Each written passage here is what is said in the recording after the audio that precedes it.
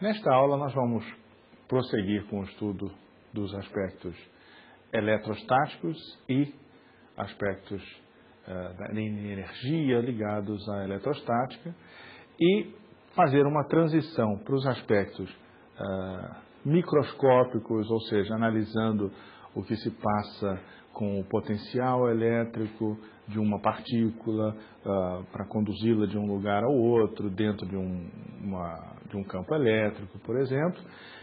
Há um estágio em que a gente vai discutir uma visão macroscópica em que essas entidades microscópicas passam a ser olhadas de uma distância maior e a gente olha, por exemplo, seus reflexos macroscopicamente como componentes de circuitos elétricos em que todos os ingredientes microscópicos são então olhados na composição de efeitos macroscópicos que passamos a tratar como um ferramental próprio e sem olhar o detalhe da composição microscópica.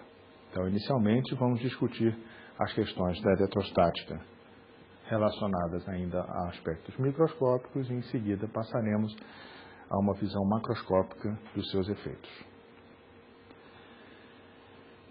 A força elétrica, assim como discutimos anteriormente a força gravitacional, a força elétrica tem características similares, num certo sentido, e ela apresenta também uma característica de força conservativa, a força elétrica, assim como é o caso da força gravitacional. Nesse aspecto, podemos então associar uma energia potencial a essa força elétrica, assim como o fizemos em relação às forças gravitacionais. Logicamente, quando acontece um deslocamento de uma partícula carregada numa região em que existe uma força elétrica atuando, então você teria um potencial associado, uma energia potencial devido a esse deslocamento, correspondente ao produto de F, a força elétrica sendo aplicada, ocorrendo no contexto, com o deslocamento multiplicando.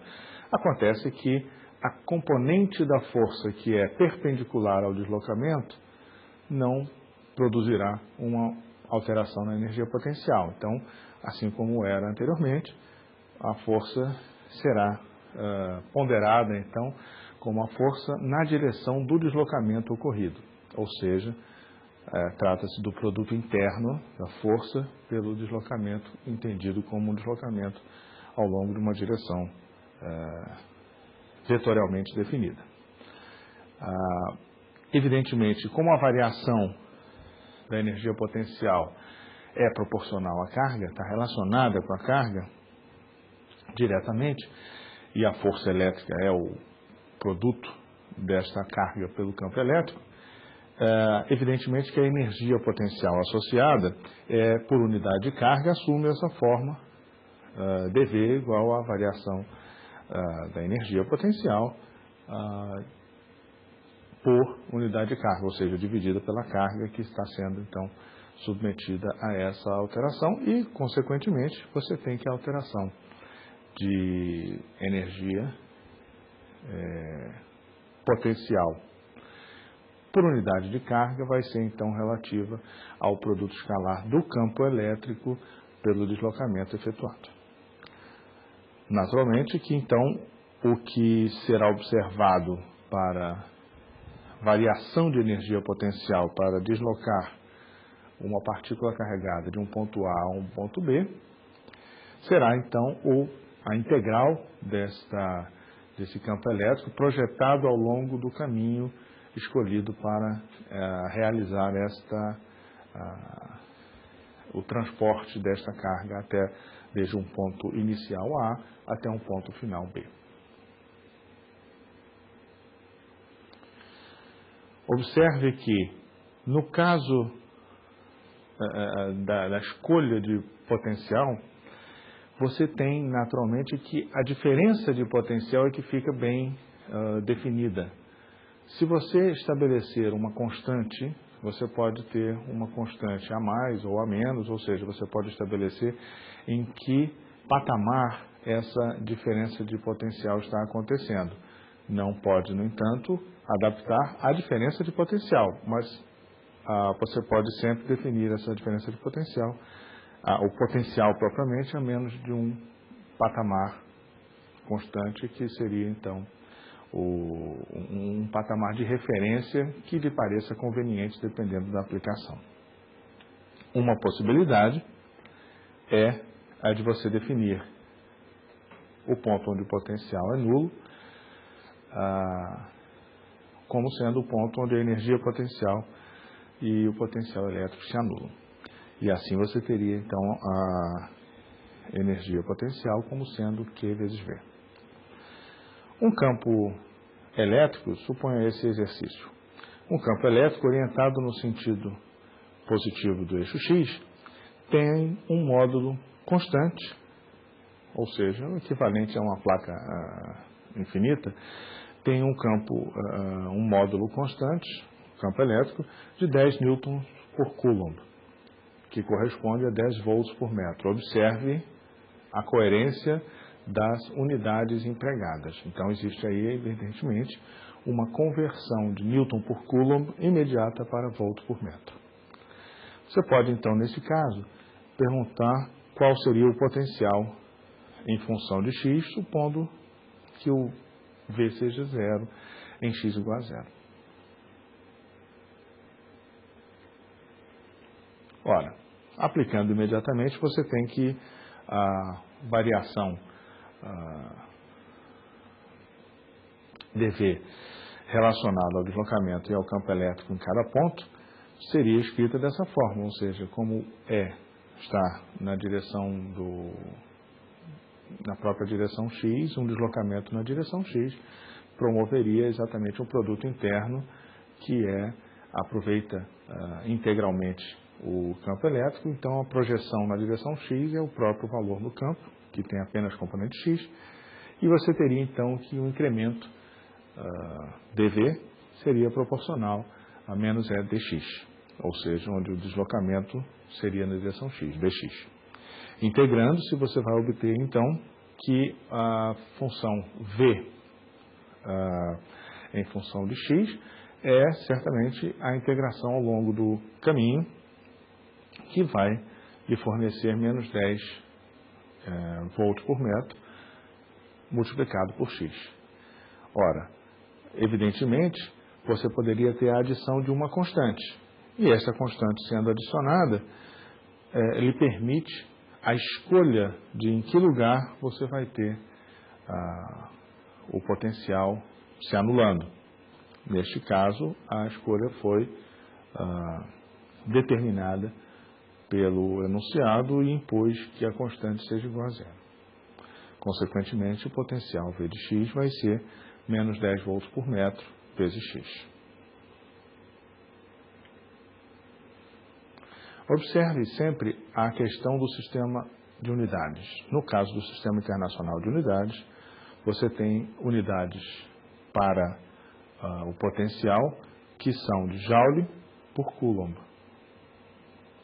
Esta unidade, Joule por Coulomb, assume o nome de Volt, ou seja, certas unidades, combinações de medidas, têm nomes próprios, assim como é o caso do Volt. Podem-se definir outras denominações, como já vimos anteriormente, para unidades, por exemplo, de energia. E vamos em seguida ver que isso ocorre também neste caso. Desta forma, tendo essa definição de unidades, 1 volt corresponde a 1 joule por coulomb. Considere o seguinte exemplo. A diferença de potencial entre dois pontos é considerada a tensão, é denominada tensão. Em uma bateria de automóvel de 12 volts, o terminal positivo tem um potencial 12 volts maior do que o terminal negativo. Ou seja, não se trata de dizer que um tem potencial 0 e o outro tem potencial 12 volts. Simplesmente um tem potencial 12 volts maior do que o outro. Transferindo-se uma carga de 1 coulomb do terminal positivo para o terminal negativo, ou seja, a carga positiva saindo do terminal positivo, isso corresponderia a uma situação para o sistema mais confortável, ou seja, a energia potencial da carga diminui da quantidade Q vezes variação do potencial, ou seja, explicitamente 12 joules, que corresponde a 12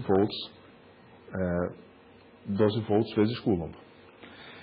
Assim, as unidades do campo elétrico são volts por metro. E uma forma de expressar energia, como vimos agora, imediatamente, seria referente a você ter a multiplicação de carga vezes potencial. Ou seja, essa expressão que é conhecida como um elétron-volt é particularmente interessante no mundo microscópico, ou seja, no mundo das partículas elementares e também no mundo da discussão da física dos átomos e assim por diante. Você discute quantidades como quantidade de energia para retirar um elétron de uma órbita. Tipicamente essas quantidades costumam ser expressas em elétron-volt. E o elétron-volt naturalmente pode ser convertido para volt-coulomb através de um fator de conversão, que é um elétron-volt sendo igual a 1,6 vezes 10 a menos 19 joules. Ilustrando esse aspecto, um elétron cuja carga é negativa, movendo-se do terminal negativo para o terminal positivo da bateria, teria uma perda de 12 elétron-volts de energia potencial. Ou seja, o elétron, cuja carga é negativa, dirigindo-se ao terminal positivo, estaria então indo para uma situação, no caso do elétron, mais confortável para ele, do ponto de vista da energética, energia potencial associada. Portanto, ele perde 12 elétron-volts de energia potencial, vai para uma situação de energia mais baixa quando se dirige a um terminal positivo da bateria.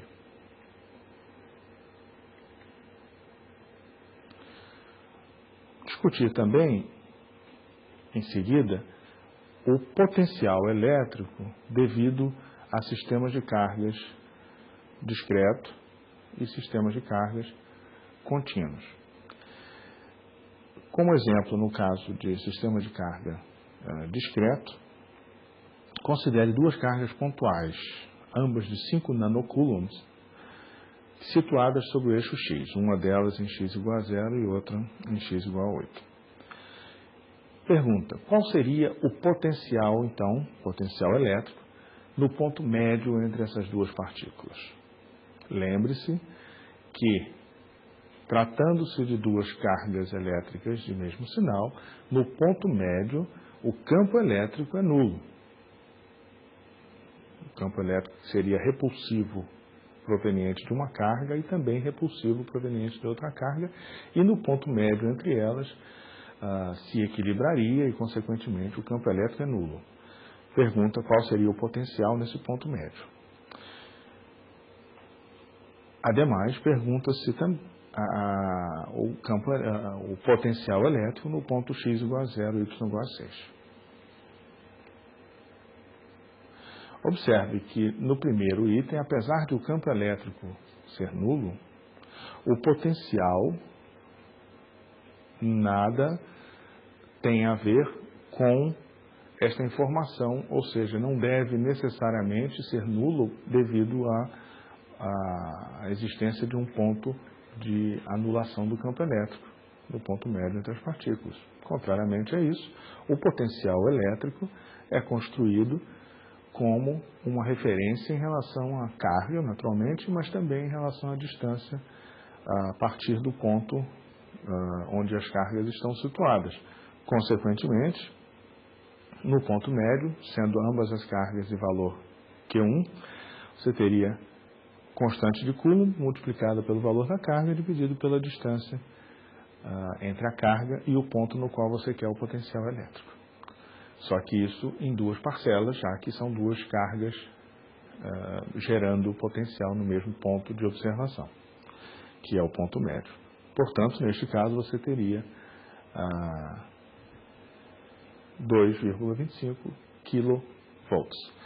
Observe que as unidades em questão têm que manter coerência, ou seja, as unidades da constante de Coulomb, Newton metro quadrado sobre Coulomb quadrado, por Coulomb quadrado, multiplicado pela unidade de carga, sendo Coulomb, e dividido por distância, promoverá, essa combinação de unidades promoverá a resposta de que você tem Newton, a unidade Newton vezes metro, dividido por Coulomb. Ou seja, esta unidade, Newton por Coulomb, multiplicado por distância, ou seja, a unidade de volt. Então, 2.250 volts, que são os 2,25 kV. Analogamente, a mera aplicação desta fórmula, ou seja, constante de Coulomb vezes a carga em questão, dividido pela distância em relação ao ponto de observação, provê o potencial elétrico no caso do ponto de observação, sendo ao longo do eixo Y, que é equivalente à soma de duas parcelas, uma proveniente de cada uma das cargas, e propicia 1,2 kV.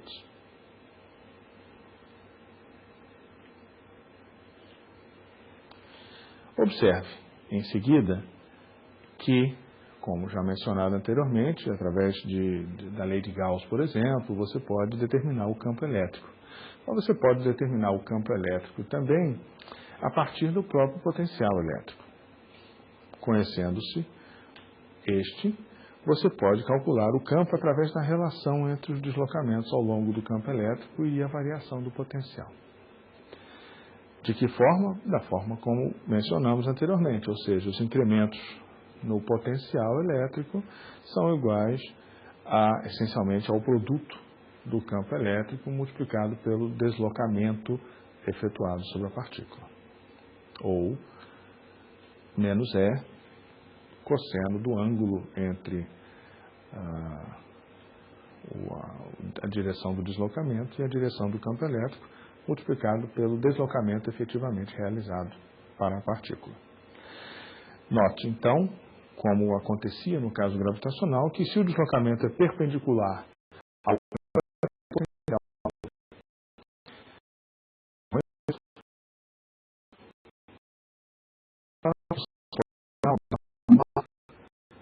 $100 volts vezes 25 volts por metro, multiplicado por X. Naturalmente que X vai estar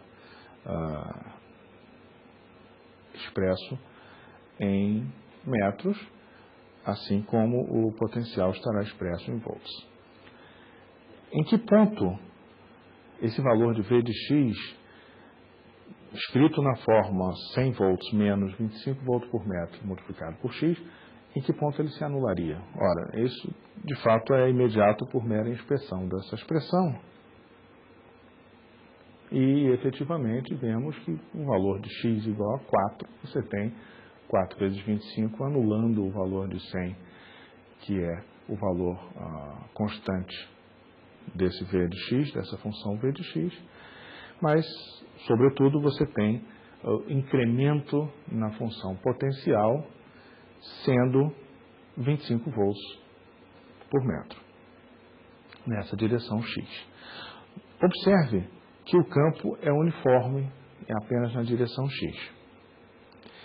E mais, que o incremento nessa direção do potencial não observa a escolha de um eventual zero de potencial, podendo ser aquele valor que estava presente na fórmula como 100 volts, mas poderia ser um outro valor que não faria diferença na hora da análise dos incrementos do potencial.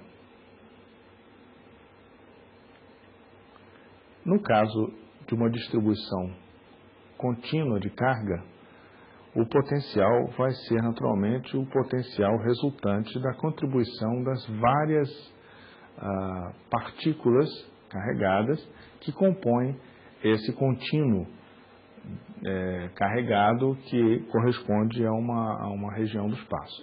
Esse contínuo de cargas, naturalmente, todos os elementos de carga contribuindo para o potencial num certo ponto de observação, isso vai significar que o potencial nesse ponto de observação corresponde à integral de todos esses elementos de carga, sendo que a contribuição individual de cada elemento de carga, naturalmente, será aquela devida ao produto pela constante de Coulomb e pela divisão pela distância em relação ao ponto de observação.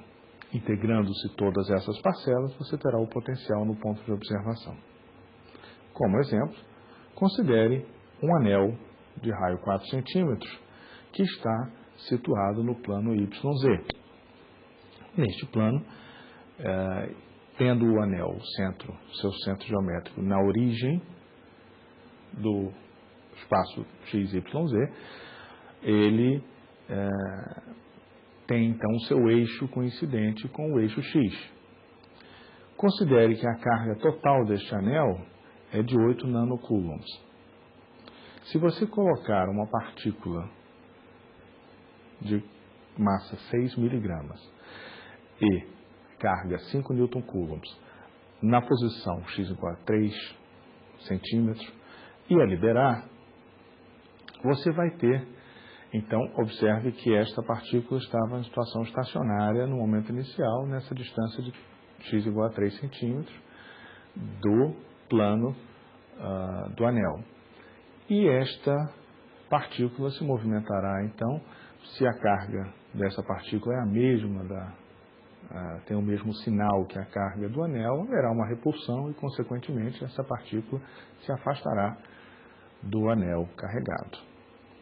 Você pode, portanto, procurar descobrir qual seria, então, a velocidade desta partícula quando ela se encontrar a uma distância muito grande, que nós vamos considerar, então, como, simbolicamente, como se fosse uma tendência de velocidade no infinito, e pode-se descobrir, então, a que velocidade esta partícula carregada se encontraria devido à ação, à interação da sua própria carga com a carga do anel. Considere, naturalmente, que os efeitos gravitacionais são desprezíveis nesse caso. Efetivamente, como reflexo dessa repulsão entre as cargas de mesmo sinal, a energia potencial pode ser escrita como o produto da carga pelo potencial. Portanto, restaria descobrir qual é o valor do potencial, sendo então imediatamente obtido como a integral sobre todos os elementos de carga. Observe que todos os elementos de carga estão à mesma distância, tratando-se de um anel e tratando-se da distância x coincidente com o eixo que passa pelo centro do anel. Todos os elementos de carga estão, na realidade, a uma mesma distância do ponto onde a partícula está sendo colocada, e sempre assim o será, caracterizando, então, a simetria cilíndrica deste fenômeno. Então, simplesmente,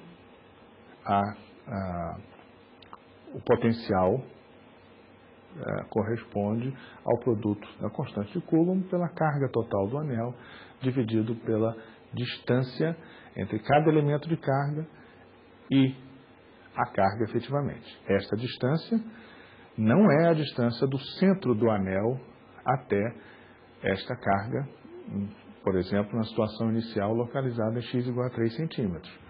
Trata-se de levar em consideração a distância do elemento de carga à partícula carregada, o que significa uma distância ao longo da hipotenusa, já que você tem o raio do anel que tem que ser levado em conta também.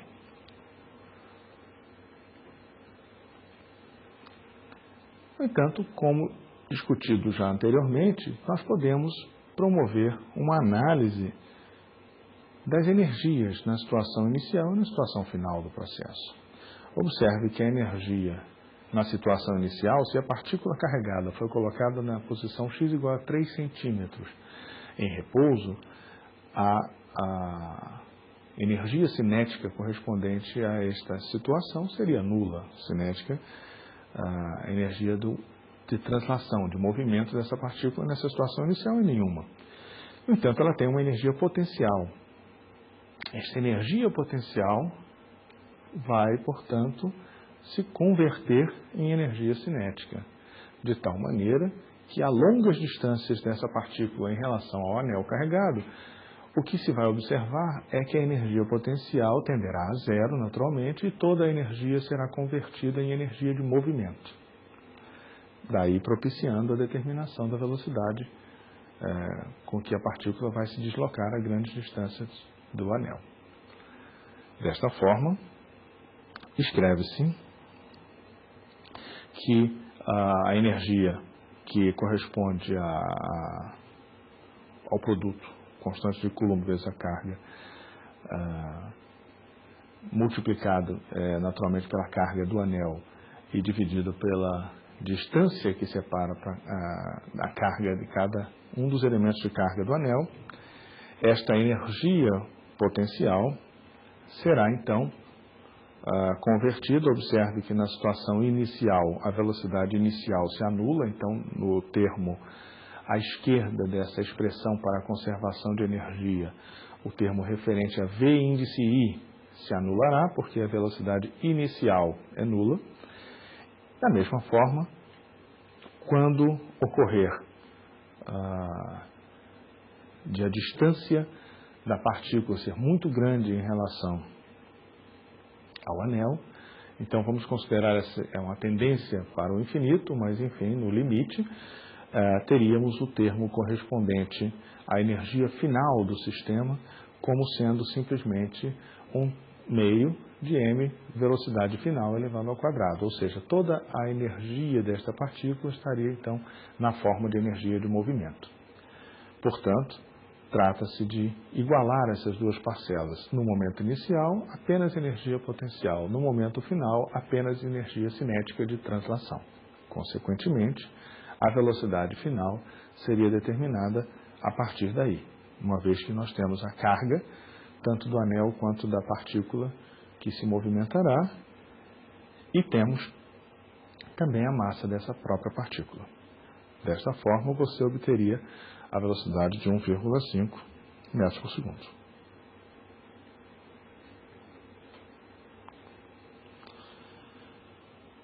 Observe que quando o campo elétrico se anula, você, dentro da especificação do que tratamos até o momento, terá necessariamente uma região correspondente a essa parte do espaço em que o campo elétrico é nulo. Certamente o potencial elétrico tem que ser constante.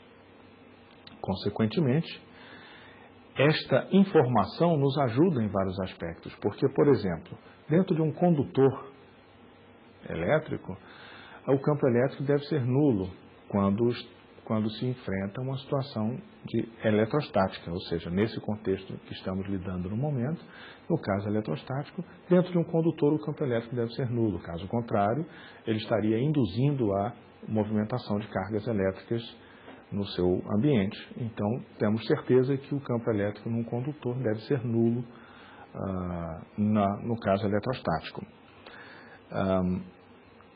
Evidentemente, quando houver o campo elétrico, as superfícies em que o potencial é constante são as superfícies que são perpendiculares a este campo elétrico, assim como o foi no caso gravitacional. Como exemplo desta situação, considere uma casca, ou seja, uma região fina, ou seja, uma superfície de espessura não grande, de formato esférico, oca, descarregada, e que ou seja, a parte oca recebe uma partícula carregada no seu centro. Considere que a parte interna, ou seja, o raio interno dessa casca, tem valor A e o raio externo tem valor B. Então, entre A e B, você tem uma camada de condutor. Na parte interna é oco, na parte externa o espaço vazio. Uma carga pontual positiva, sendo colocada no interior desta região esférica e condutora, induz naturalmente a seguinte pergunta: como é que se comportaria a distribuição de cargas elétricas neste caso? Ademais, como se comportaria o potencial elétrico neste caso? Ora, estas questões vão se tornar importantes na medida em que um dos elementos componentes dos circuitos elétricos é exatamente a necessidade, a necessidade fica evidente quando você precisa proteger circuitos elétricos na hora que os ativa, por exemplo, que os conecta a uma tomada. Você precisa de um mecanismo que retarde um pouco o efeito deste aumento de potencial que pode ser abrupto, com o intuito de proteger circuitos elétricos, às vezes muito sensíveis, como aparelhos eletrodomésticos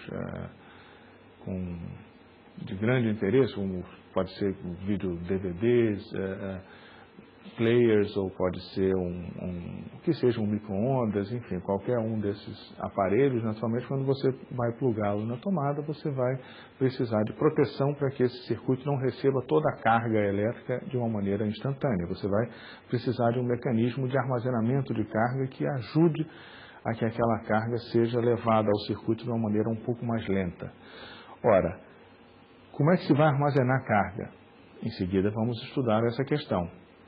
Mas para chegar a ela, vamos primeiro olhar como as cargas vão se distribuir ao longo das superfícies de regiões que ficam então energizadas e induzem condutores a distribuir cargas elétricas para uma região e para outra região.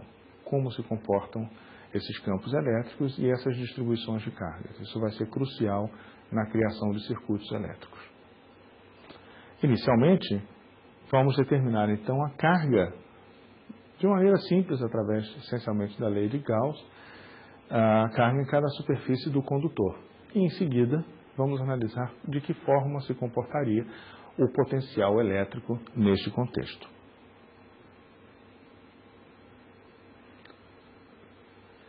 A carga no interior de uma superfície fechada, como preconiza a lei de Gauss, é proporcional ao fluxo de campo elétrico que atravessa a superfície envoltória desta região. De fato, o fluxo resultante seria igual a 4π vezes a constante de Coulomb, multiplicada ainda pela carga interna ao domínio. Ora, neste caso da casca condutora, as cargas vão se movimentar até uma situação estática se estabelecer, e elas vão se concentrar na superfície interna, próxima à região do raio interno da casca condutora, de modo a compensar, ou seja, atraídas pela carga que está no interior da casca, vão ficar depositadas cargas elétricas que objetivam compensar a presença daquela carga, ou seja, cargas de sinais contrários devem ser atraídas para o interior da casca esférica, evidentemente gerando uma polarização das cargas elétricas e, consequentemente, a localização no raio mais externo da casca esférica de cargas de mesmo sinal que a carga interna que foi colocada. Efetivamente, por meio de uma superfície gaussiana que envolve a carga central no centro da casca esférica e a carga induzida por ela no raio interno da casca esférica, ou seja, uma superfície gaussiana convenientemente escolhida com o formato da casca esférica e o raio intermediário entre A e B, vai propiciar a determinação de que o fluxo deve ser nulo, porque a indução de cargas vai ser tal que a carga induzida e que vai ficar residente no raio interno da superfície da casca esférica vai então determinar que o campo elétrico, o fluxo de campo elétrico para fora desta superfície gaussiana se anula. Consequentemente, isso nos permite identificar que é uma carga que neutraliza a carga interna ficou depositada na superfície interna. Logicamente, a casca esférica sendo eletricamente neutra, ela precisa compensar este acúmulo de cargas na superfície interna com um acúmulo de cargas de sinal contrário na superfície externa. Consequentemente, você determina que a casca esférica, na sua parte externa, fica então carregada com cargas positivas, de mesmo sinal que a carga mais interna. O potencial, como discutimos anteriormente, o potencial se compõe de várias parcelas, tantas quantas forem os elementos de carga colocados no sistema.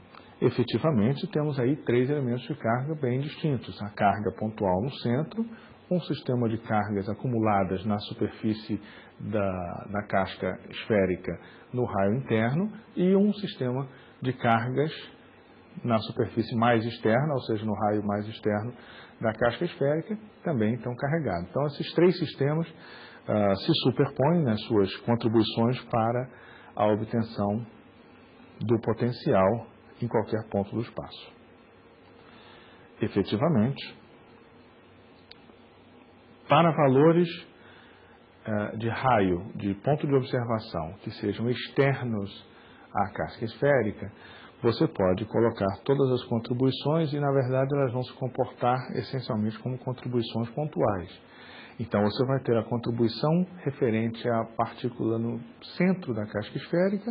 Essa contribuição deve ser somada à contribuição da carga situada na parte interna da casca esférica e deve ser somada ainda a contribuição referente à parte externa, ou seja, o raio mais externo da casca esférica. Somadas essas 3 parcelas, você tem essencialmente produto da constante de Coulomb vezes a carga esta que é de intensidade, ou seja, o valor da carga é o valor da carga colocada no centro do sistema, dividido pelo raio, ou seja, R, sendo o raio maior do que o da superfície externa da casca esférica, ou seja, você está olhando o sistema de fora, um ponto com R maior do que B.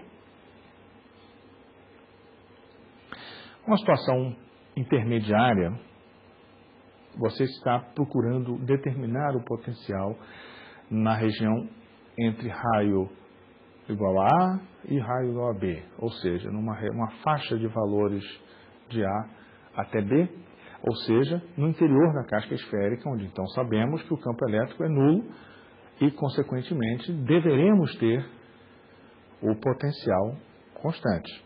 Vejamos, efetivamente, o potencial seria correspondente à soma também das 3 parcelas e que, neste caso, vai corresponder ao produto da constante Coulomb vezes a carga dividido por B, ou seja, observe que é um valor constante, como efetivamente já esperávamos. Na região, evidentemente na origem isso não se aplica, porque há uma carga naquele ponto, então é uma região sobre a qual você não colocaria o observador sobre a carga, você naturalmente, raio deveria ser maior do que 0 e até A. Este potencial deve ser o potencial correspondente a essa distribuição de cargas, novamente. As 3 parcelas devem ser somadas na forma adequada e você vai observar que o potencial terá a contribuição da carga pontual, que está localizada no centro da casca esférica, terá a contribuição induzida pela carga negativa na superfície correspondente a R igual a A como uma constante, assim como a parcela positiva então, induzida pela polarização na casca esférica, gerando também um termo de mesmo sinal da carga pontiforme na origem, mas também uma contribuição constante. Ou seja, a dependência em R depende apenas, a dependência em R, repito, se refere apenas à carga pontual situada na origem. Observe, então, que colocando isso na forma de um gráfico, você tem, essencialmente, o comportamento do potencial como sendo um comportamento proporcional a 1 sobre R na região interna, R menor do que A. Na região intermediária, entre A e B, o potencial, como esperávamos, ele é constante. E na região externa ao valor de B, ou seja, R maior do que B, correspondendo à região externa à casca esférica, você tem um comportamento também proporcional a 1 sobre R, como se toda a carga pudesse ser concentrada numa região mais próxima da origem. Toda ela, na verdade, neutralizando o valor total da carga é apenas Q. Então, isso seria equivalente à terceira parcela, correspondente a R maior do que B.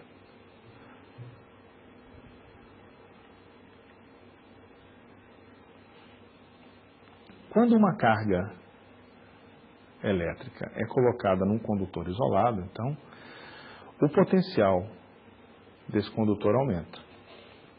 A relação entre a carga e o potencial é chamada capacitância, ou seja, capacidade de armazenamento de carga do condutor.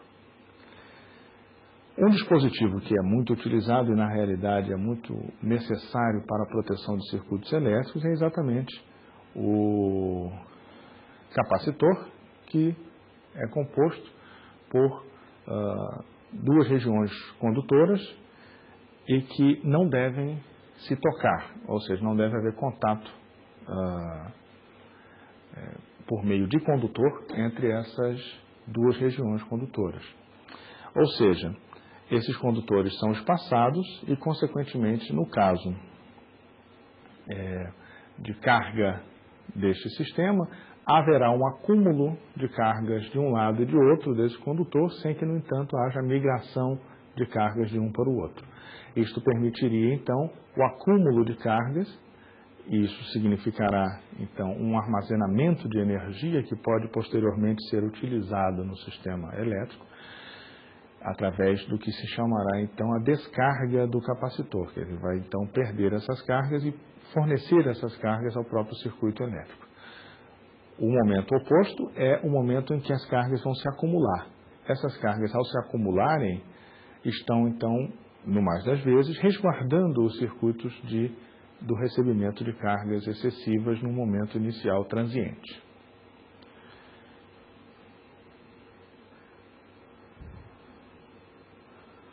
Por definição, a energia potencial eletrostática de um sistema de cargas pontuais é igual ao trabalho necessário para trazer as cargas do infinito até as suas posições finais.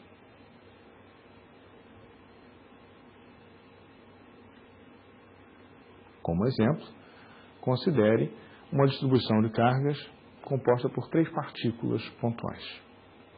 Essas partículas têm cargas Q1, Q2 e Q3 e estão localizadas em R1, R2 e R3. Mas elas não estão localizadas nesses pontos no início dos tempos. Trata-se de construir esta configuração.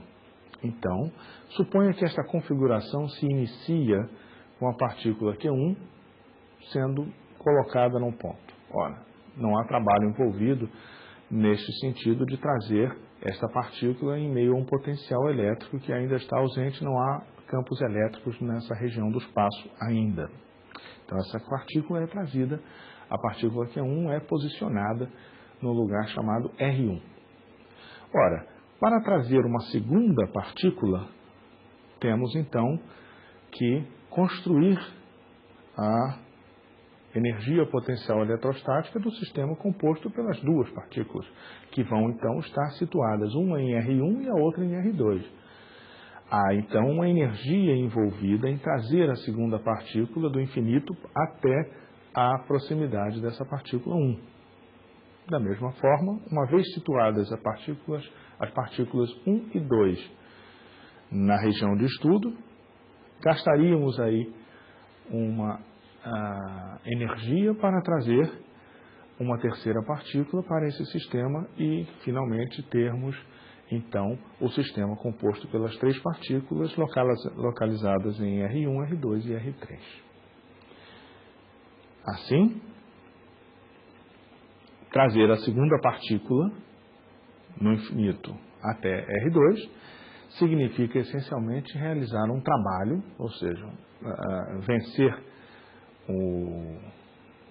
o campo elétrico, que é proporcional ao valor da carga que se pretende trazer e o valor do potencial no ponto R2, que é onde se vai colocar esta carga, mas devido à presença da carga de número 1 que foi colocada anteriormente e para a qual não houve gasto energético para localizar em R1.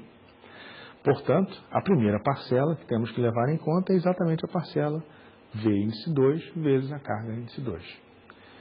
E que pode ser obtido, então, o trabalho correspondente explicitamente como o produto da constante de Coulomb pelos valores de cargas Q1 e Q2 dividido pela distância entre os pontos R1 e R2, aqui denominado R12.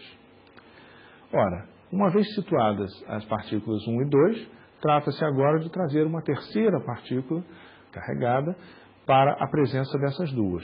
Logicamente que quando esta partícula vem de uma situação do infinito, ou seja, muito longe, vamos dizer assim, até a região próxima das partículas 1 e 2, o que deve ser levado em conta é que o potencial é construído independentemente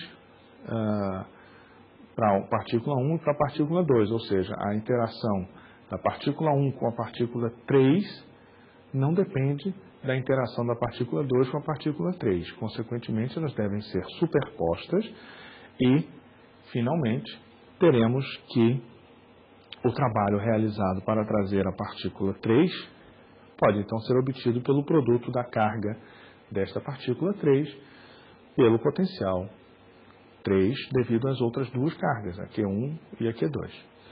Então, essas duas parcelas devem se somar e, consequentemente, V índice 3 tem multiplicado por Q3 vai propiciar exatamente isso. Quer dizer, essas duas parcelas vão se somar à terceira parcela, que foi aquela determinada para trazer a partícula 2 até a presença da partícula 1.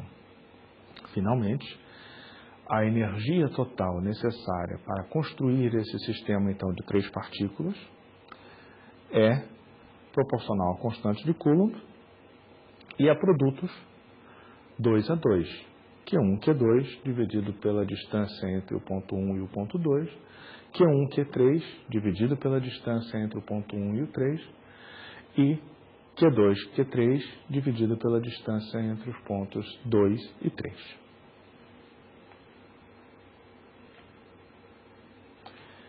Observe, então, que o potencial devido à carga de um único condutor isolado é proporcional a Q e depende das dimensões e da forma do condutor. Por exemplo, o potencial de um condutor esférico, que tem raio R e carga Q, seria simplesmente constante de Coulomb vezes a carga dividido por R. Esta relação entre a carga que pode este condutor isolado atingir e o potencial do mesmo condutor é que é chamada, então, a capacitância. Consequentemente, a capacitância é uma medida dessa capacidade de armazenar carga para uma dada diferença de potencial.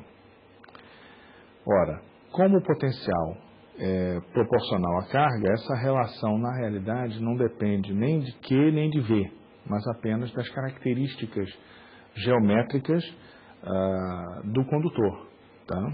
Então, são as dimensões e a forma do condutor que vão importar. Nós vamos aqui observar com um pouco mais de atenção placas de natureza retangular para a formação de um capacitor, mas os capacitores podem ter outras formas, como, por exemplo, a forma cilíndrica, que também é muito empregada. A unidade correspondente à capacitância é o Farad, em homenagem a Michael Faraday, que é um dos estudiosos do eletromagnetismo mais importantes na história da ciência. Como exemplo,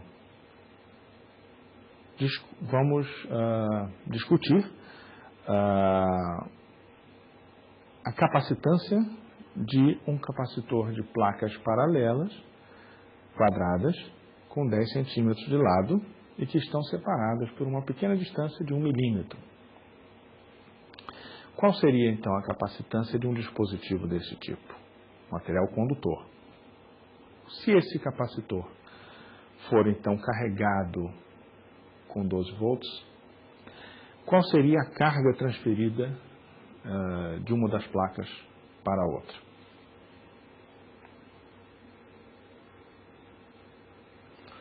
Ora, a capacitância, ela é determinada pela área, simplesmente, e pela distância de separação entre as placas. Portanto, para uma dada tensão, você simplesmente deve aplicar a definição de capacitância, que vai, naturalmente, levar a uma aplicação meramente da forma, uma expressão que vai levar em conta meramente a forma do capacitor e vai nos propiciar, então, neste caso em questão, a determinação de que este capacitor de placas paralelas terá o valor de capacitância de 88 picofaraday. Então, observe essa unidade, 88 vezes 10 elevado a menos 12 faradays. Então, observe o quanto esse número é realmente pequeno, ou seja, discutimos anteriormente cargas, por exemplo, de nanocoulomb, onde nano é 10 elevado a menos 9. Neste caso, trata-se de 88 picofarads, que significa 10 elevado a menos 12 faradays. A carga transferida é, nesse caso, então, obtida a partir da definição de capacitância. Ela se referirá a 1,6 nanocoulombs apenas.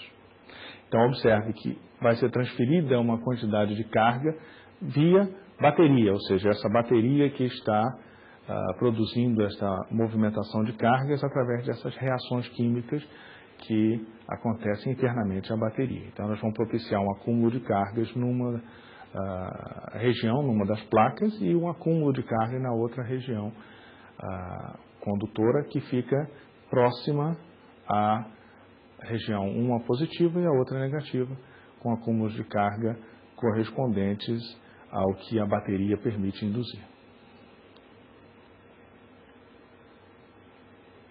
Nesse caso, observe que há várias maneiras de expressar a energia armazenada num capacitor, sendo uma delas que a energia total é proporcional à carga elevada ao quadrado dividido pela capacitância, ou, expresso ainda de outra maneira, ao meio da carga vezes o potencial, ou ainda de outra forma, ao meio da capacitância multiplicada pelo potencial elevado ao quadrado.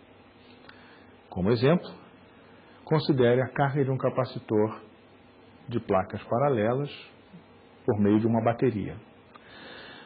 Ora, este capacitor tendo 14 centímetros de lado em cada uma das suas placas, sendo essas separadas por 2 milímetros.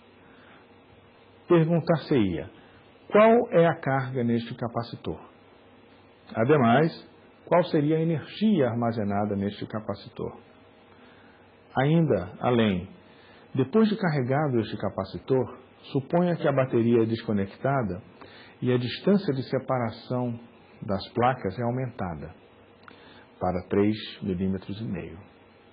Nesse caso, de quanto se alteraria a energia quando a distância de separação entre as placas é modificada?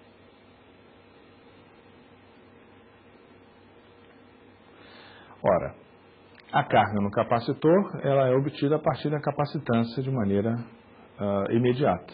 Em seguida, ela vai ser utilizada para determinar a energia armazenada. Ora, depois, quando o capacitor for desconectado da bateria, a carga vai permanecer constante quando as placas são separadas. No entanto, o aumento de energia vai ser obtido utilizando a carga e um novo potencial para calcular esta nova energia, da qual a energia deveria então ser subtraída. Ou seja, procederíamos da seguinte forma.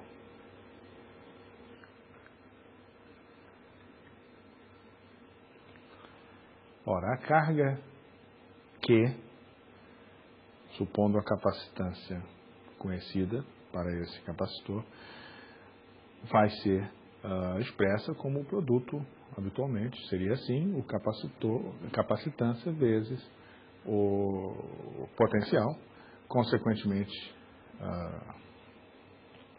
a capacitância nas condições iniciais, que advém apenas da organização geométrica do capacitor, nesse caso de placas paralelas, seria então expressa dessa forma, epsilon vezes a área do capacitor, nas placas do capacitor, dividida então pela distância inicial. Ora, com isso a carga nesse capacitor seria então proporcional ao potencial, à tensão imposta a ele. Finalmente, resultando então em carga igual a 1,04 nanocoulombs. A energia, então, que vai ser armazenada nessas condições iniciais, ou seja, o índice inicial, essa energia seria, então, metade de carga vezes o potencial a ele imposto, resultando, então, em 6,2 nanojoules.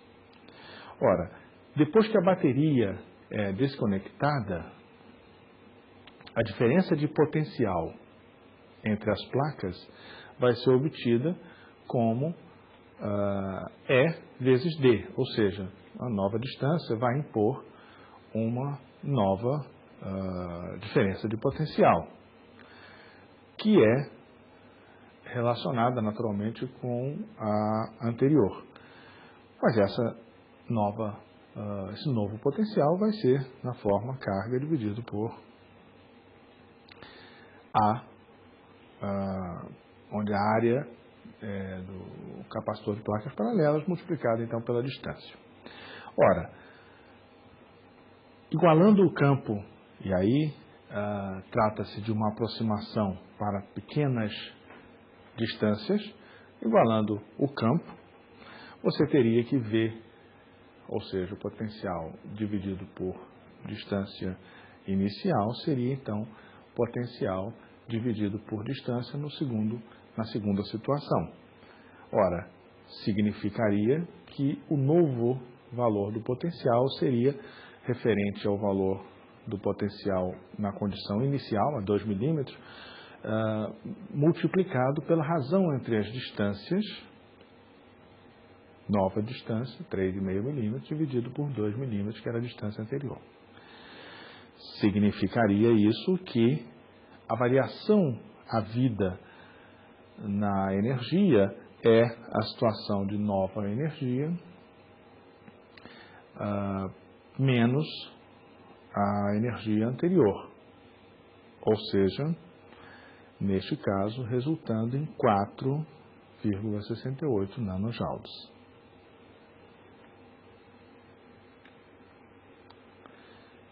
Quando um capacitor é conectado estando ele numa situação de descarga, ou seja, o capacitor estava descarregado inicialmente. E é conectado aos terminais de uma bateria,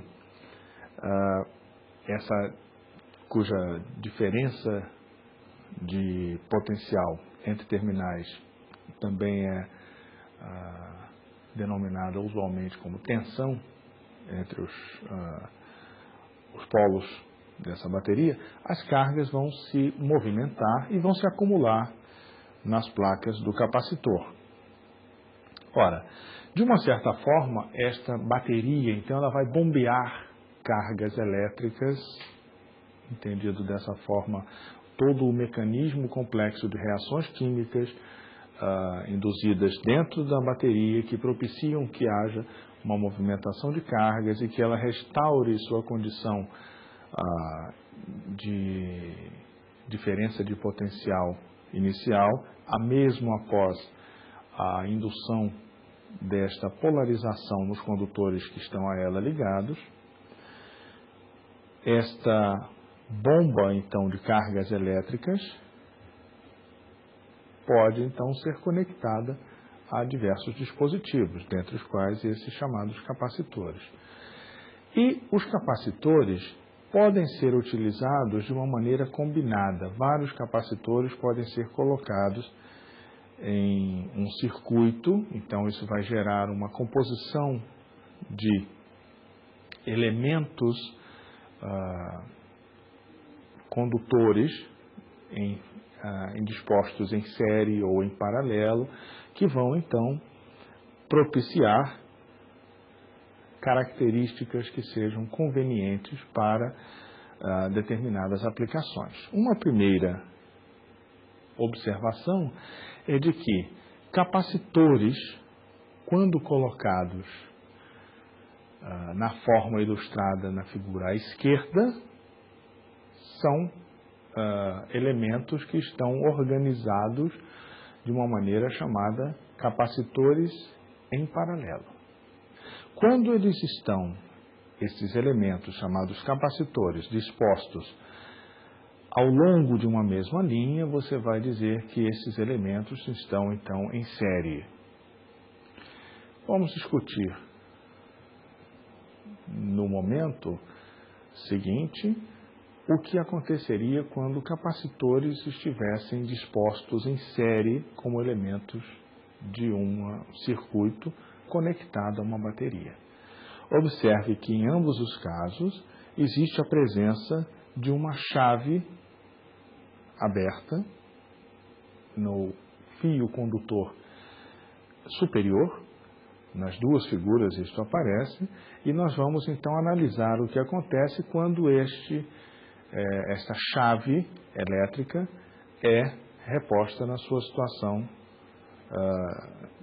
fixa, em que o circuito é dito então fechado e as cargas podem se movimentar.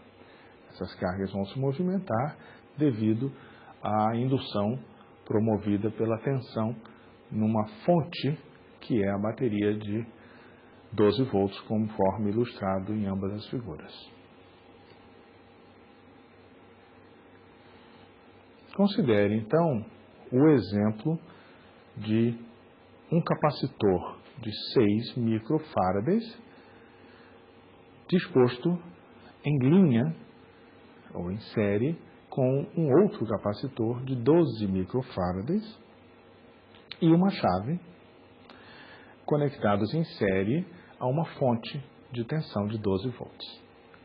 Inicialmente, essa chave estando aberta e os capacitores estando descarregados, isto propicia uma situação inicial a partir da qual a chave é fechada. Consequentemente, a presença da bateria induz a polarização, a carga dos elementos presentes no circuito, que são os capacitores, e cabe então a pergunta: qual seria o potencial de cada condutor no circuito? Considere então que a referência de potencial nulo é o terminal negativo da bateria, como utilizado anteriormente. Qual é, além disso, a carga em cada placa dos capacitores? Qual seria então a carga total que passa pela bateria? Considere que você tem 3 regiões distintas.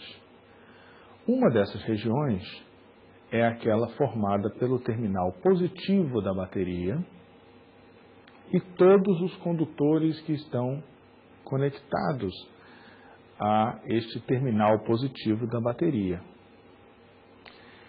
Então, esta região, composta por elementos condutores, vai até uma placa do capacitor de 6 microfarads. Nesta região, naturalmente, o potencial, sendo uma região de condução, uma região condutora, naturalmente que após a situação estacionária ser atingida, o potencial é constante. E qual poderia ser esse potencial? Evidentemente, o potencial do terminal positivo da bateria, que é conhecido e é de valor 12 volts.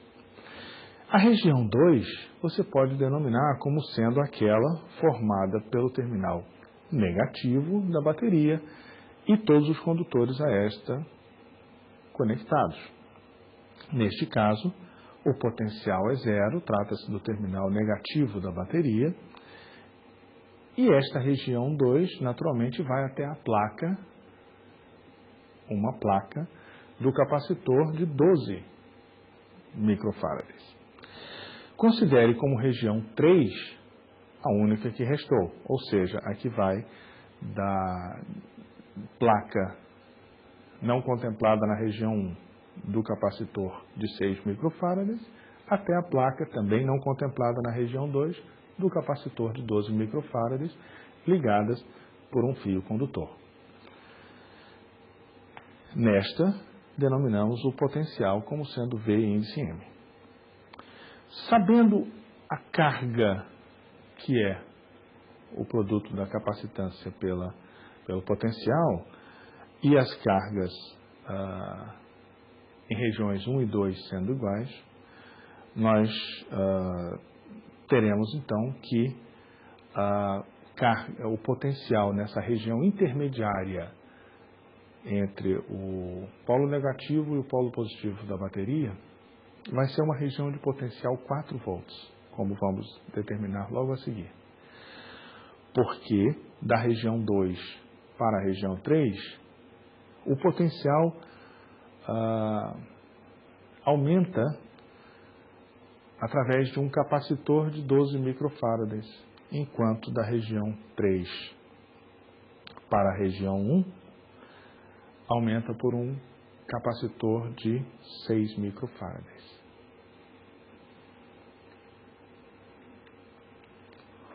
Efetivamente, portanto, V1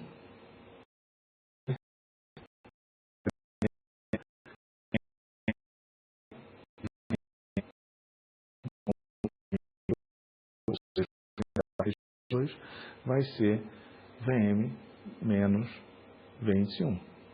Confirmando, então, o que dissemos anteriormente, observe que, ao usarmos que a carga é igual à capacitância multiplicada pelo potencial, você pode escrever que Q1 igual à capacitância 1 multiplicada pelo potencial 1 e Q índice 2 vai ser a capacitância 2 multiplicada pelo potencial 2, o que significa capacitância 2 multiplicada por Vm menos Vb. Você observa que eliminando o Vm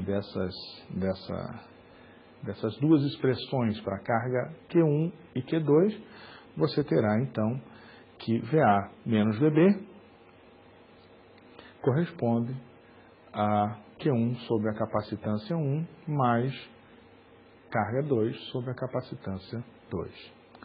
Ora, como não há transferência de carga para a região 3, que ela é isolada, uma vez que os capacitores não permitem a passagem de carga da região 1 para a região 3, nem da região 2 para a região 3, então a carga vai ser igual a Q1, que vai ser igual a Q2, que vai ser igual à diferença, então, de potencial, Va menos Vb, dividida por esta quantidade, que é essencialmente a soma dos inversos das capacitâncias 1 e 2. Ora, o valor numericamente obtido daí é de 48 microcoulombs. Mas, sobretudo, a observar neste caso é que a capacitância equivalente à combinação em série, que é carga dividido por potencial, no caso em questão, é de 4 microfarads. Em geral, efetivamente, quando você tem dois capacitores em série, o que se observa é que o inverso da capacitância equivalente é igual à soma dos inversos das capacitâncias individuais contempladas ao longo do circuito.